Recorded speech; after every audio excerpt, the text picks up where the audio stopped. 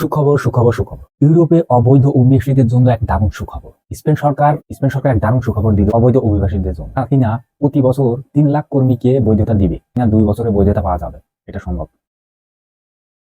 আসসালামু আলাইকুম। সুখবর সুখবর সুখবর যারা স্পেন আছেন বা স্পেনে যাবেন ভাবছেন তাদের জন্য এক দারুণ সুখবর। স্পেন এখন থেকে প্রতি বছর 3 লাখ অভিবাসীকে বৈধতা দিবে। স্পেন সরকার এই ঘোষণাটি দিয়েছে। তো এই 2024 সালে প্রথম 6 মাসে অভিবাসীর সংখ্যা ঢুকেছে 25,000। তাদের মধ্যে 19,000 হচ্ছে গিয়ে সাগরপথে ঢুকেছে। এবার স্পেন অবৈধদের জন্য সুখবর দিল, তারা নথিবিহীন 3 লাখ কর্মীকে প্রতি বছর বৈধতা দিবে। স্পেনের রাজধানী ম্যাক্সাসের এক সংবাদ সম্মেলনে ঘোষণা দেন দেশটির অভিবাসী মন্ত্রী এলমাসেস। দেশের যত অবৈধ অভিবাসী আছে তাদেরকে বৈধতা দিবে ও ওয়ার পারমিট দেবে। যারা এর আগে 2 বছর বা 3 বছর ধরে স্পেনে বসবাস করতেছেন তাদের অগ্রাধিকার দেওয়া হবে। এটা পার্লামেন্টে উত্থাপন হয়েছে। এই জন্য এটা একটা দারুণ সুখবর। যারা এই মুহূর্তে স্পেনে আছেন বা স্পেনে যাবেন ভাবছেন তাদের জন্য একটা বিশাল সুখবর।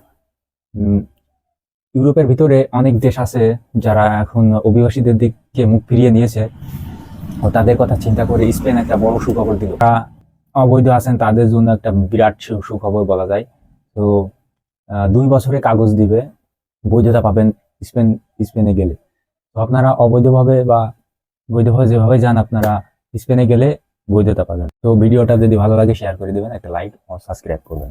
নতুন ভিডিও বা আপডেট পাইলে আমি আপনাদের মাঝে ডাইরেক্ট সরাসরি জানিয়ে দেব।